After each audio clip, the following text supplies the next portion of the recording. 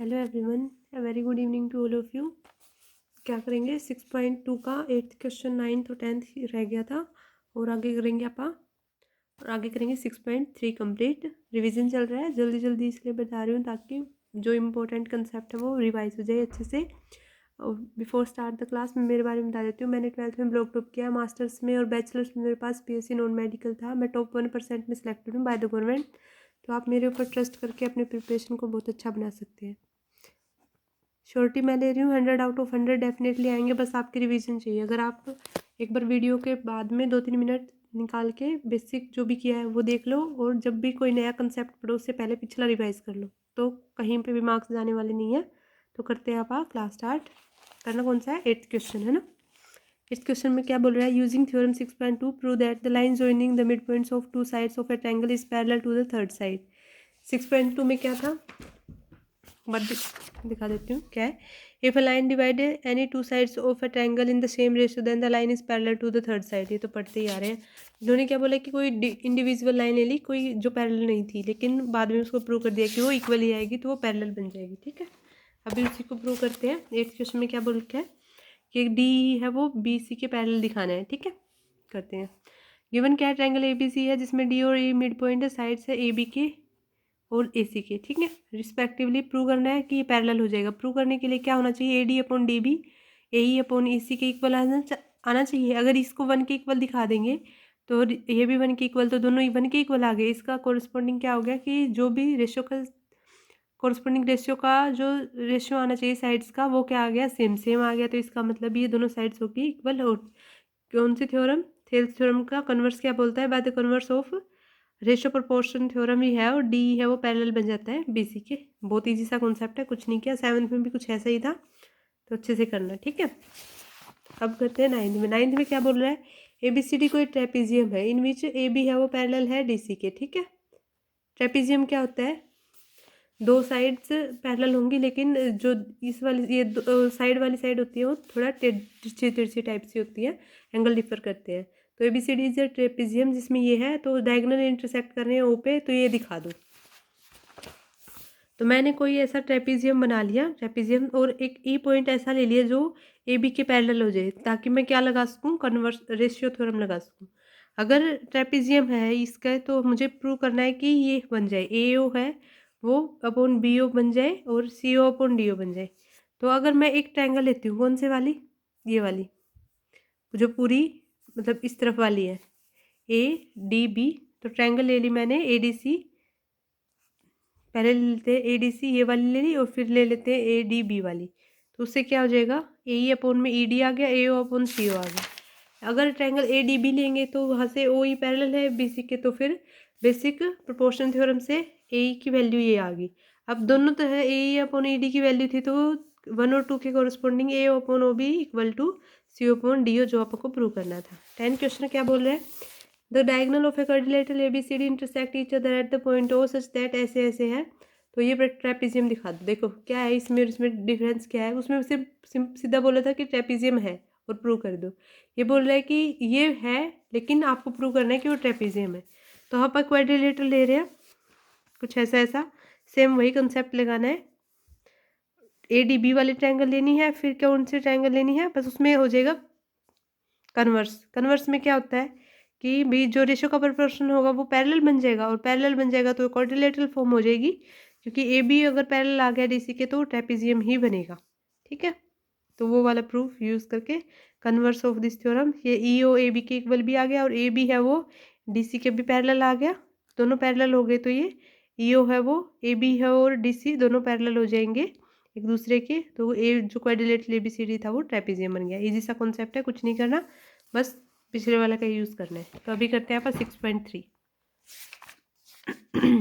6.3 में 3 बेसिक बताए थे मैंने। 6.3 एक्सरसाइज के क्या है कि angle angle angle property, criteria of similarity, अगर एंगल्स इक्वल आ जाए।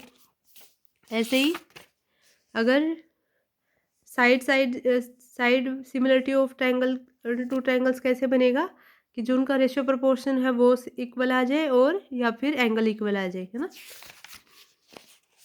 और ऐसे ही अगर साइड एंगल साइड प्रॉपर्टी है, तो उसमें क्या होगा? If one angle of a triangle is equal to one angle of other then the side including these angles are proportional, proportional बन गए तो वो ट्रायंगल्स बन गए सिमिलर।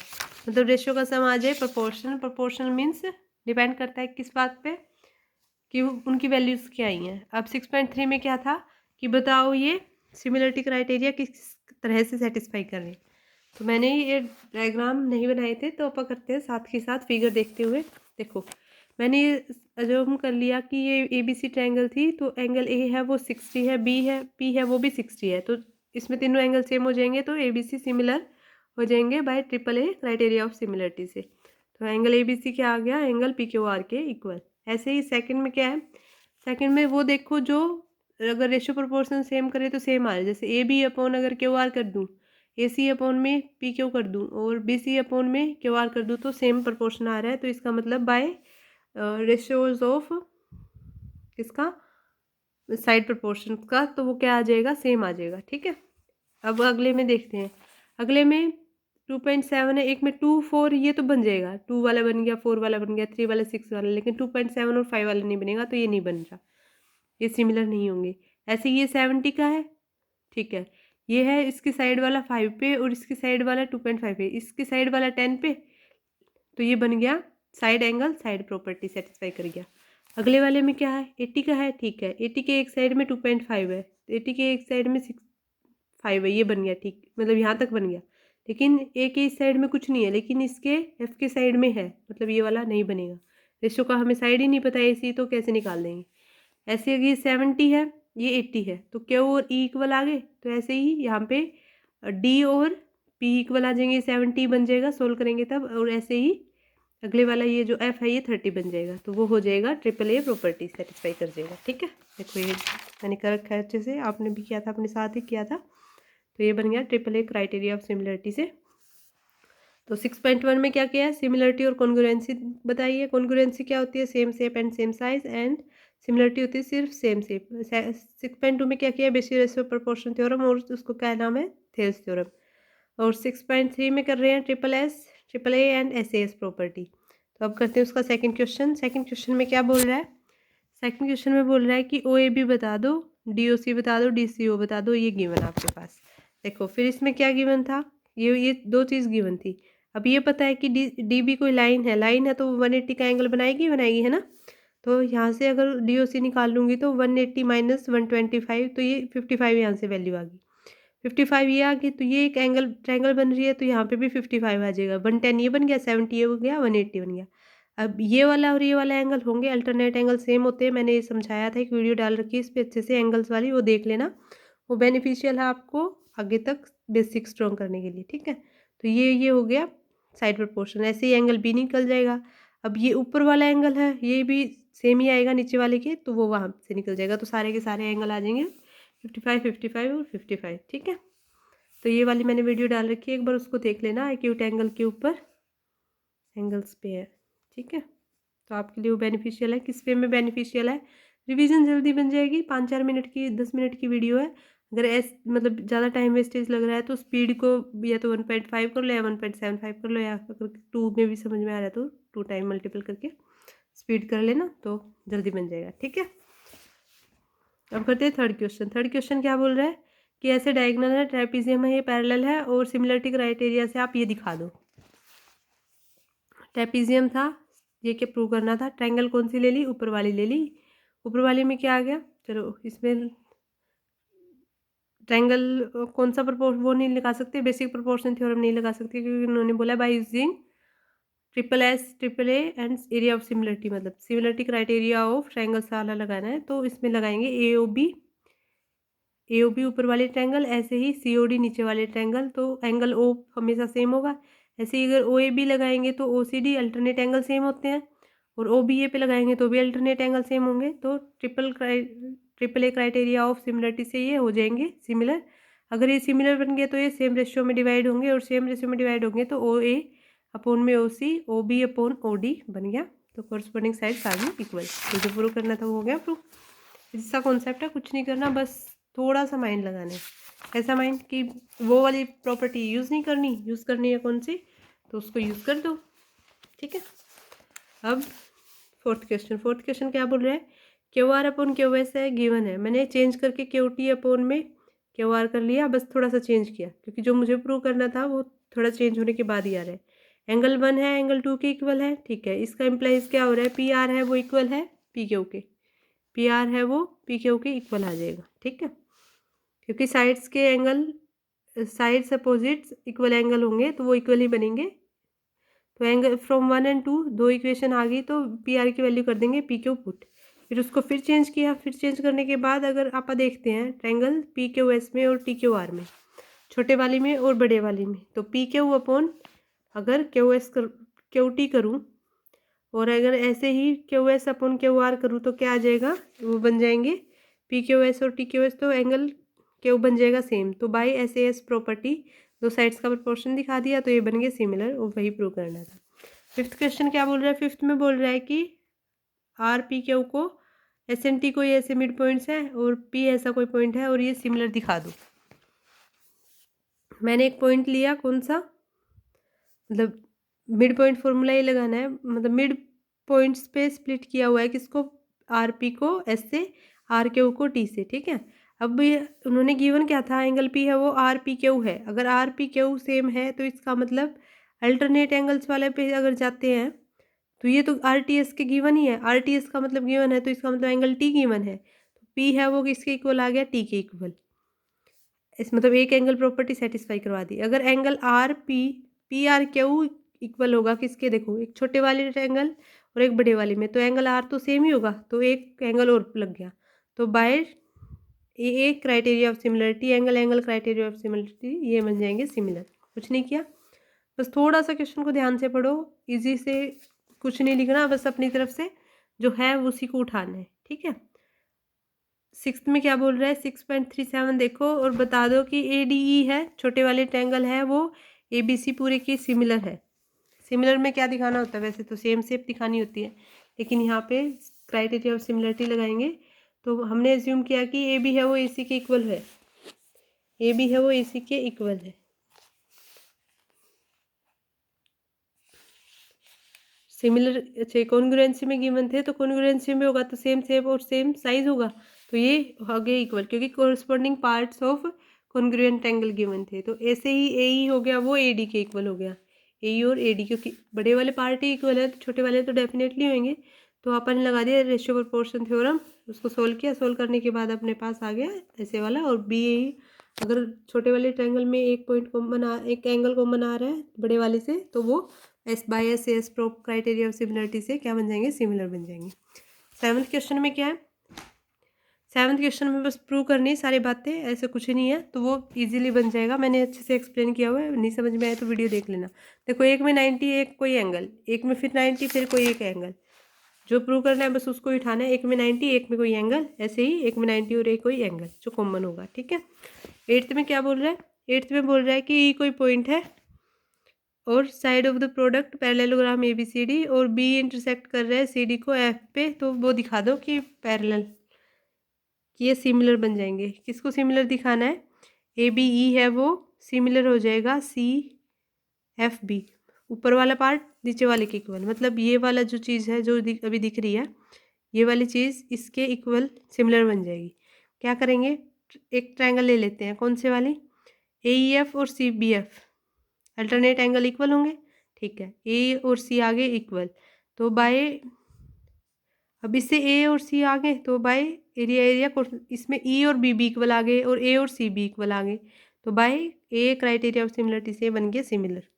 यही प्रूव करना होता है, क्या तो साइड्स का रेशियो का प्रोपोर्शन सेम आना चाहिए या फिर एंगल्स इक्वल आने चाहिए। अब एंगल आ गए इक्वल तो इसका मतलब by A criteria of similarity होगी सेटिस्फाइड। नाइन्थ क्वेश्चन क्या बोल रहा है, नाइन्थ क्वेश्चन बोल रहा है कि 6.39 का फिगर देखो, तो ये ऊपर वाली जो ट्रायंगल है खड़ी वाली और वो तिरछे वाली जो नीचे वाली है वो सिमिलर होंगी, बस ये प्रूव कर दो। और एक अगला पार्ट है उसका, ठीक है, उसको सिमिलर प्रूव करने के लिए एक एंगल बी 90 है, एंगल एम 90 है, इसमें देखते हैं तो ए कॉमन है और इसमें देखते हैं नीचे वाले में देखते हैं तो ए कॉमन है, तो by A criteria of similarity से सिमिलर बन गए। अब अगर ये सिमिलर है तो सेम रेशियो में डिवाइड करेंगे तो सी ए अपॉन में जो भी था गिवन था बस वही प्रूव हो जाएगा, कुछ नहीं करना, ठीक है।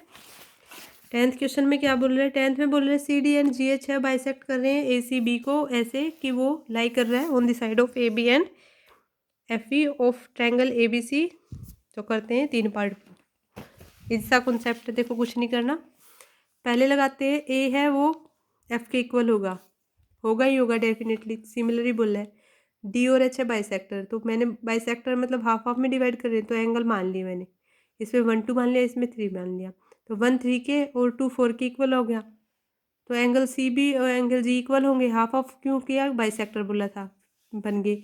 अब अगर डी सी ए लेते हैं ऊपर वाले से, तो ए एंगल इक्वल आ गया और 2 और 4 इक्वल आ गए, तो भाई ए क्राइटेरिया ऑफ सिमिलरिटी से क्या बन गए, ये सिमिलर बन गए। ठीक है, अगर ऐसे ही अगर ये सिमिलर बन गए तो जो आपको थर्ड पार्ट प्रूव करना था वो हो गया जो गिवन था। अब आप करना चाहते हैं कि डी सी ए है वो सिमिलर हो, ये तो हो ही गया, D C A H G F के सिमिलर है, तो अगर ये सिमिलर है तो सेम रेशियो प्रोपोर्शन में डिवाइड करेंगे, तो सेम रेशियो प्रोपोर्शन निकाल लिया, क्या निकाला, ए सी अपोन में F G, D A D या डी ए अपोन में एच एफ। ठीक है, उस जी एच या जी एच कर लिया। ठीक है, मतलब सिर्फ ये वाला और ये वाला यूज़ किया है, उससे क्या आ जाएगा, उससे आ गया कि C D upon G H है वो जो प्रूव करना था फर्स्ट पार्ट, वो हो गया। अब अगर मैंने ये वाली सिमिलर ट्रायंगल प्रूव कर दी, ये और ये, तो ये नीचे वाली भी सिमिलर होनी चाहिए। नीचे वाली सिमिलर होने के लिए एक तो एंगल बी और एंगल ई क्या दिखा दो, इक्वल, और 1 और 3 इक्वल, 1 और 3 तो ऑलरेडी इक्वल है ना। एंगल बी और ई इक्वल कैसे हो जाएंगे, क्योंकि वो सिमिलर ट्रायंगल्स थी, सिमिलर हैं, तो इसका मतलब वो सिमिलर बन गई, तो नीचे वाला पार्ट भी क्या बन गया, सिमिलर हो गया by A criteria of similarity से। ठीक है, इजी सी एक्सरसाइज है, कुछ नहीं करना। जो मेन कॉन्सेप्ट था 6.6 और 6.9 थ्योरम वाला, वो आपके में सिलेबस से रिमूव है अभी, तो उसको अभी करने का कोई फ़ायदा नहीं है। अभी मैं जो पेपर में आने वाले पॉइंट है उनको ही थोड़ा कीवर्ड्स और की पॉइंट्स जो ज़्यादा इंपॉर्टेंट है वो उन्हीं पे फोकस कर रही हूँ। ठीक है, बाद में करेंगे वो, अगर किसी को करना है तो क्लासेस बाद में देख लेना। ठीक है, 11th का क्वेश्चन करते हैं। 11th के क्वेश्चन में बोल रहा है कि ये फिगर देखो और मुझे ए बी डी, ये जो इस तरफ वाली खड़ी है ये वाली, और जो नीचे पड़ी है ये वाली ट्रायंगल सिमिलर करके दिखा दो। उसके लिए क्या करो, डी और एफ का एंगल 90 हो गया, ऐसे ही ई और ए का कोई एंगल दिखा दो, या फिर बी और सी का कोई एंगल दिखा दो, सेम सेम। पर उन्होंने एक बात बोली, isosceles triangles, isosceles triangle means A B और ए सी इक्वल होंगे। अगर A B A C equal हैं तो एंगल बी और सी इक्वल होने चाहिए। क्यों होने चाहिए, क्योंकि अगर वो सिमिलर बोल आइसोसेल्स बोल रही है, इसका मतलब वो सब बातें बोल रहा है उसके बारे में। तो अगर वो आइसोसेल ट्रायंगल है तो इसका मतलब है कि बी और सी है वो इक्वल होंगे, तो ए बी डी और ई सी एफ इक्वल हो जाएंगे। ए डी बी है वो 90, क्योंकि डी के ऊपर 90 का एंगल है, ई के ऊपर, ऐसे ही E D E C F करेंगे तो ई एफ सी करेंगे तो एफ के ऊपर 90 का एंगल बन गया, तो by A criteria of similarity से वो बन गए सिमिलर। 12th क्वेश्चन में क्या बोल रहे हैं, A D and B C है मीडियन है, तो प्रूव कर दो कि ए बी सी और पी क्यू आर इक्वल है। देखो भी, मीडियन है तो हाफ ऑफ मिड, मतलब मीडियन मीन्स मिड पॉइंट हो गया, तो हाफ ऑफ में डिवाइड करेंगे, तो ए बी अपॉन अगर मैं पी क्यू करूँ, तो ऐसे ही अगर B C upon Q M करूँ तो A D upon P M, ये साइड के रेशियो का प्रोपोर्शन सेम आएगा। कुछ नहीं किया, देखो A B upon P Q, ऐसे बी सी किया और ऐसे ही ए डी किया, मतलब सिर्फ ये वाला कॉन्सेप्ट यूज़ करो, ए सी वाला एक बार छोड़ो। ठीक है, प्रूव करना है कि ये सिमिलर होने चाहिए, कौन सा, ए बी सी और पी क्यू आर। अब बी डी क्या है, हाफ ऑफ बी सी है ना, मीडियन बोला था, तो हाफ ऑफ बी सी है तो वहाँ पे बी सी यूज़ कर सकते हैं पूरा का पूरा, तो वो कर लिया। अगर बी सी को हटाना चाहूँ तो 2 बी डी कर सकती हूँ, तो बी डी कर लिया। बी डी से क्या हो गया कि साइड्स के रेशियो का प्रोपोर्शन सेम आ गया, और एंगल बी और एंगल के वो सेम बन गए, तो ऐसे इस प्रॉपर्टी से ये हो जाएंगे सिमिलर। ठीक है, बस इजी सा कॉन्सेप्ट था और कुछ नहीं था। 13 में क्या बोल रहा है, D is a point on the side of the triangle A B C, तो ये सी स्क्वायर प्रूव कर दो, सी बी और सी डी के इक्वल होगा। तो मैंने ट्रायंगल ले ली कौन सी, पहले पूरी बड़े वाली और फिर छोटे वाले ले ली। ठीक है, ए डी सी है वो बी ए सी के इक्वल होना चाहिए, ए डी सी है वो बी ए सी के इक्वल होना चाहिए। इसका मतलब एंगल सी और सी तो सेम हो गए, कॉमन एंगल हो गया। तो अगर, और फिर क्या करते हैं, अगर सेम रेशियो का प्रोपोर्शन सेम आ जाए, भाई ए क्राइटेरिया ऑफ सिमिलरिटी से क्या हो गया कि ए बी सी सेम हो गए डी ए सी के, क्योंकि देखो एक तो सी कॉमन आ रहा है, एक ए कॉमन आ रहा है, दोनों में सेटिस्फाई क्या हो रहा है, A by A criteria of similarity से ये ट्रायंगल बन गई सिमिलर। अगर ये सिमिलर है तो इसका मतलब सेम रेशियो प्रोपोर्शन में डिवाइड हो रही है। इसका मतलब ए बी अपॉन अगर ए डी करूँ, A B upon A D या डी ए कुछ भी लिख लो, तो बी सी अपॉन ए सी होगा। ऐसे ही अगर ए सी, तो ये ए सी अपॉन डी सी बन गया। तो फिर उसको चेंज कर दिया कैसे, बी सी को सी ए, बी सी को लिख दिया सी बी और ए सी को लिख दिया सी ए, तो सेम आ गए। तो C A square equal to C B cross C T. ठीक है, कुछ नहीं करना, इजी सा कॉन्सेप्ट है। और 14th का क्वेश्चन करते हैं। 14th का क्वेश्चन तो सेम ही है 12 के जैसा, कुछ को बस एक यहाँ पे फिगर नहीं दी और सब कुछ सेम है, तो वो आप अच्छे से देख लेना। अभी करते हैं आपका 15th का क्वेश्चन। 15th का क्वेश्चन क्या बोल रहा है कि मेरे पास एक वर्टिकल पोल है और उसकी शेडो जा, वो 6 मीटर लॉन्ग है और उसकी शेडो जा रही है 4 मीटर, और कोई मेरे को हाइट नहीं पता, कोई और अनदर वर्टिकल पोल है उसी टाइम पे और उसकी शेडो जा रही है 28 मीटर। तो ये जो एंगल होगा वो सन की जैसे बन रहा है, तो वो सेम बनेगा दोनों में। उसी टाइम पे बात हो रही है, अगर 5:10 पे मैं किसी एंगल पे खड़ी हूँ और मेरी साइड मतलब मेरी शेडो जा रही है 4 मीटर, जब मैं 6 मीटर की हूँ तब, ठीक है, तो वो एंगल तो सेम ही बनेगा। अगर कोई इंडिविजुअल अदर पर्सन मेरे साइड में आके खड़ा हो रहा है या कहीं पे भी खड़ा हो रहा है, तो जो सन की हेल्प से मतलब सन तो दोनों के साथ वही जा रहा है उसी सेम पोजीशन पे, तो उसकी जो शेडो बन रही है वो 28 मीटर बन रही है। तो हाइट बता दो, तो मतलब साइड रेशियो साइड प्रोपोर्शन लग जाएगी बाय। अगर यहाँ पे क्या क्या प्रूव कर सकते हैं, देखो एंगल ए और एंगल डी 90 का बन गया और एंगल ये 90 का बन गया, तो एक एंगल आ गया सेम। ऐसे ही अगर क्या दिखाए, एंगल सी और एंगल एफ सेम हो जाएगा। कैसे हुआ ये सेम, क्योंकि ये सन की वजह से बन रहे थे, अपनी तरफ से नहीं बनाई, सन की हेल्प से बने थे, तो ये हो गया सेम। तो by A criteria of similarity से ये सिमिलर बन गए। सिमिलर बन गए तो सेम रेशियो में डिवाइड करेंगे, सेम रेशियो में डिवाइड करेंगे तो 6/4 6/x और 4/28, उसको सोल्व करेंगे तो x की वैल्यू आ गई 42। इजी सी एक्सरसाइज है, कुछ नहीं है, बिल्कुल आसान सा चैप्टर है। ठीक है, अभी करते हैं 16th का क्वेश्चन। ये भी बहुत इजी सा है। देखो ए डी और पी एम है वो मिड पॉइंट है, तो जो पीछे यूज़ किया है वही करना है। A B upon P Q upon में B D upon Q M है। ऐसे ही अगर इसको निकालें A B upon P Q और B D upon Q M, तो वो A D upon P M के हो जाएगा, क्योंकि ये मिड वाला लगा दिया, मीडियन वाला, तो वो जो निकालना था वो आ गया। अब करते हैं 7th चैप्टर। 7th चैप्टर का मैंने एक बेसिक में छोटा सा वीडियो डाला हुआ है, एक बार वो देख लेना अच्छे से। मैंने वैसे तो एक्सप्लेन किया था अच्छे से, लेकिन उस चीज़ को करने का फ़ायदा क्या है, देखो मैंने एक तो उसी चीज़ पे मैंने 5 मिनट लगाए और उसी चीज़ को समझाने में मैंने 10 मिनट लगाए, तो इसका मतलब कुछ तो फ़ायदा हुआ होगा ना। 10 मिनट मैंने दिए हैं मेरे आपके लिए, तो अच्छे से प्रिपेयर करें। क्या है, बस सिर्फ डिस्टेंस फॉर्मूला यूज़ करना है। 2 पॉइंट गिवन है, कैसे लगाते हैं डिस्टेंस फॉर्मूला, x2 - x1 का स्क्वायर प्लस y2 - y1 का स्क्वायर। आई होप आपको सबको अच्छे से समझ में आया होगा। अगर फिर भी समझ नहीं आया तो प्लीज़ कमेंट बॉक्स में बता दें। मैं मेरे अंदर जो कोई कमी है कि हाँ भाई नहीं समझ में आ पा रहा है या किसी बच्चे को कोई डाउट है, तो अगर उसको सोल्व किया जा सकता है तो मैं पूरी कोशिश करूँगी कि वो अच्छे से बने। ठीक है, आप भी इतना तो कर ही सकते हो कि समझ में आ गया नहीं आ गया, है ना। इतना कमेंट बॉक्स में लिखने में कुछ ज़्यादा टाइम नहीं लगता, या तो फिर ये लिख दिया करो यस मैम आ गया, बस सिर्फ ये यस मैम, नहीं आया तो नो मैम। ठीक है, चलो करते हैं। अभी क्या बोल रहा है कि डिस्टेंस फॉर्मूला यूज़ करना है, तो सारे पॉइंट्स गिवन है 2 3 4 1, तो इसका निकाल दो। तो 4 - 2 1 - 3 का स्क्वायर करके कर दिया तो वैल्यू आ गई 2√2। ऐसे ही सेकंड पार्ट है, ऐसे ही थर्ड पार्ट है। कुछ नहीं करना अपनी तरफ से, जो क्वेश्चन में गिवन है सिर्फ उसको देखो।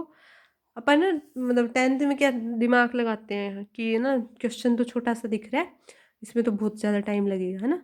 बल्कि बहुत छोटा क्वेश्चन भी बहुत आसान बनता है इजीली। सिर्फ ना प्रैक्टिस की ज़रूरत होती है। मैथ्स में सिर्फ एक ही चीज़ चाहिए कि अगर आपने पढ़ा तो उसकी प्रैक्टिस कर लोगे, प्रैक्टिस करके अगर उसको 5-4 बार देख लोगे अच्छे से, आपके पेपर एक साल में एक बार, मतलब ये तो फर्स्ट टर्म सेकंड टर्म होती है, लेकिन 15 चैप्टर हैं और एक ईयर दिया रखा है। किस बात के लिए, ताकि उन चीज़ों की कम से कम 6-7 बार रिवीजन हो जाए, इसीलिए नहीं दे रखा है। वो ऐसे नहीं दे रखा कि भी ठीक है। अभी मैं भी तो करवा रही हूँ, मैं भी 1 महीने में 30 दिन में मैं सिलेबस करवा रही हूँ सारा का सारा। तो और टीचर्स भी तो करवा सकते हैं, वो इसलिए जल्दी नहीं करवाते क्योंकि उनको पता है, वो अपना अलग लेवल बना के चलते हैं कि हर एक बच्चे को कैसे लेना है इक्वल में, और हर एक चैप्टर को कितना टाइम देना है। मेरा तो मेन पर्पज़ यही है कि आपको अच्छे से समझ में आए, और समझ आने का तरीका भी ये होता है, एक चैप्टर समझ में आ गया और अगला चैप्टर कुछ याद ही नहीं है, तो वो वाला काम नहीं करना, इसलिए मैं रिवीजन करवा रही हूँ। तो अभी करते हैं सेकंड क्वेश्चन। क्या बोल रहा है कि इक्वी डिस्टेंस पे, नहीं पहले पढ़ते हैं question. Find distance between points, इन दोनों की डिस्टेंस निकाल दो और बता दो कि ए और बी, डिस्कस करेंगे ये आगे, ठीक है। तो इनकी यहाँ पे डिस्टेंस ही निकालनी है, ये वाला क्वेश्चन अभी अपने नहीं है, तो पी क्यू की डिस्टेंस बता दो बस। डिटरमाइन इफ पॉइंट 1 5 एंड 2 3, तो इनके कोलिनियर होंगे या नहीं होंगे। कोलिनियर के लिए एक वर्ड देखना, देखो ए बी है तो उसमें बी कॉमन ले लो, मतलब ए बी है तो सी कॉमन ले लो, सॉरी गलत बोल दिया था मैंने। ए बी है तो सी कॉमन ले लो, ए सी प्लस सी बी लिया तो सी कॉमन था तो वो कट गया, मतलब बीच में से ये वाली चीज़ चली गई। तो क्या आप दिख रहा है आपको, ए और बी दिख रहा है ना, दोनों साइड से देखो, इस तरफ से ए दिख रहा है, इस तरफ से क्या दिख रहा है, बी दिख रहा है। इसका मतलब ए बी की इक्वल आ गया। ऐसे ही सी बी करेंगे तो ए अंदर होना चाहिए। ऐसे ही अगर देखो फिर क्या है, यहाँ पे ए कॉमन आ गया। ऐसे ही अगर ए सी करेंगे तो बी कॉमन होना चाहिए, है ना। तो अगर इन दोनों की चीज़ जो भी डिस्टेंस निकालेंगे तो वो इक्वल आ गई तो वो कोलिनियर बन गया, अगर वो इक्वल नहीं आई तो वो कोलिनियर नहीं है। तो ऐसे अपन ने ए बी निकाल लिया, √5 आ गया। ऐसे ही ए सी निकाल लिया, क्या आया, रूट 265। ऐसे ही वो क्या निकाला, बी सी निकाला तो वो आ गया √212, ठीक है। तो वो इक्वल नहीं आया क्योंकि √212 में अगर √5 भी ऐड करूँ तो √217 ही तक ही बन सकता है, 265 तक तो जाएगा नहीं, तो कोलिनियर नहीं है। A B C are not collinear.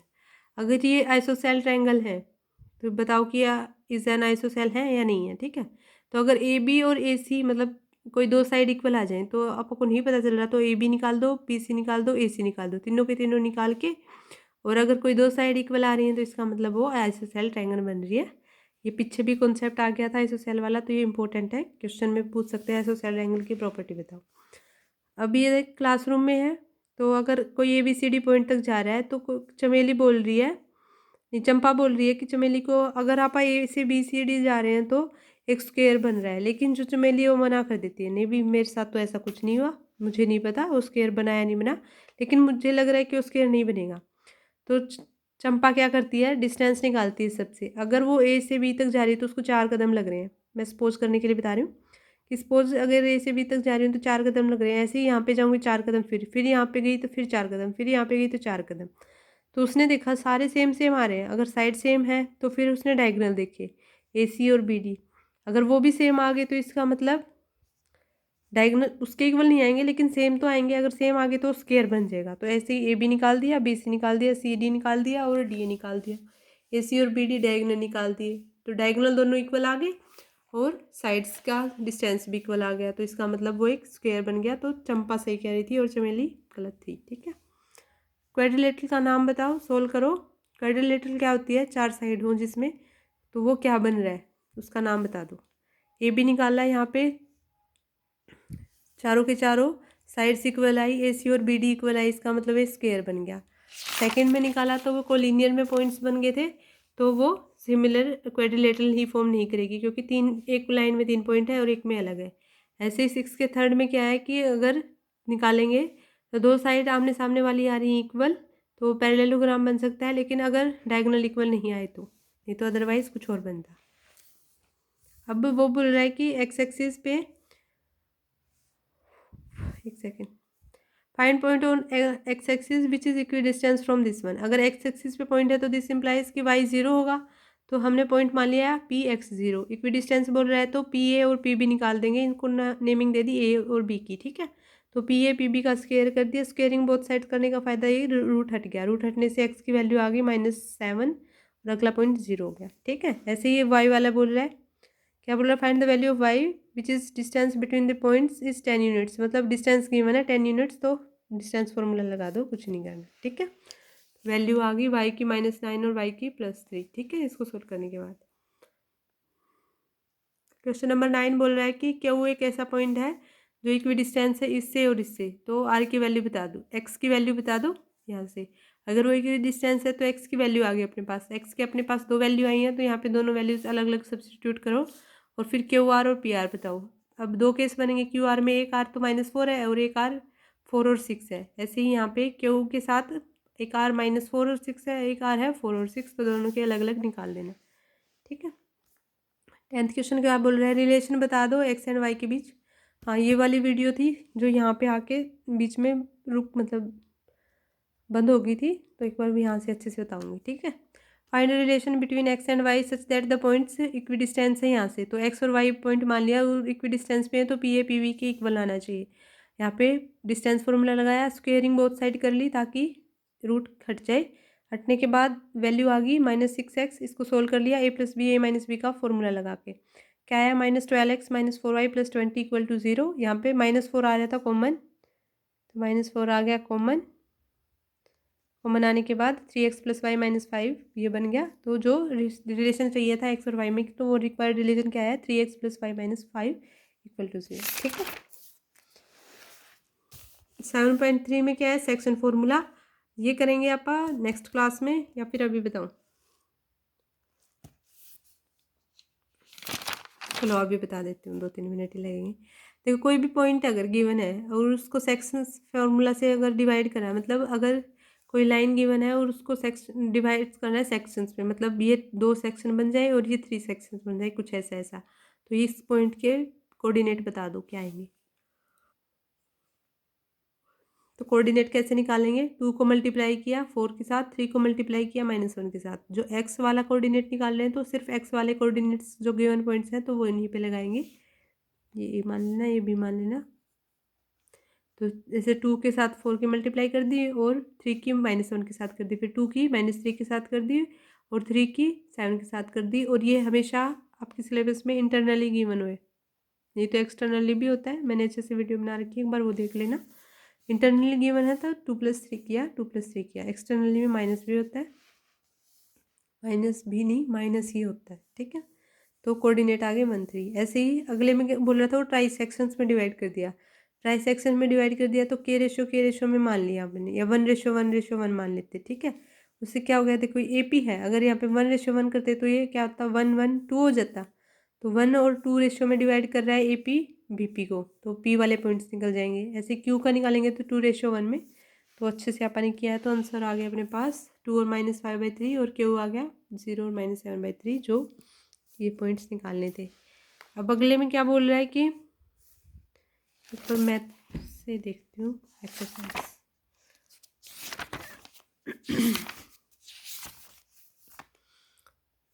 ये क्वेश्चन तो मैंने 3 बार रिपीट करवा दिया, ये वाला मैं अभी नहीं करवा रही।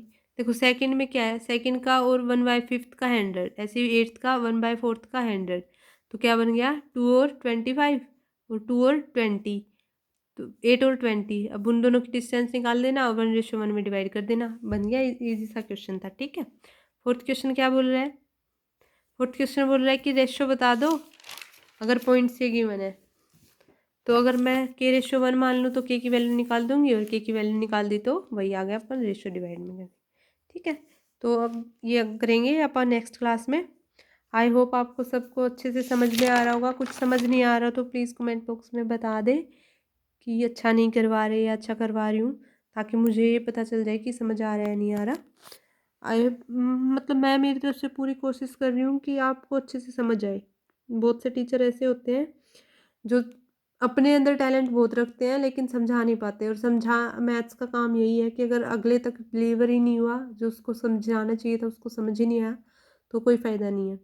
तो 7.3 अपनी एक्सरसाइज सिलेबस में नहीं है, और 8th का चैप्टर अभी चल रहा है, तो उस पर कल डालूंगी मैं क्लास, आज 2 क्लास बहुत है। तो thank you so much. If you like please share and subscribe my channel. 10th 11th 12th में कोई आपके लिंक में जो प्रिपेयर कर रहा है उसको प्लीज़ एक बार बता दे कि हाँ ऐसे ऐसे चैनल है, ताकि उसको भी पता चल जाए कि अच्छे से रिवीजन हो रही है, अच्छे से समझा रहा है, समझ आ रहा है नहीं आ रहा है, वो भी प्लीज़ कमेंट बॉक्स में ज़रूर बताएं। Thank you so much. If you like please like the video. Okay bye.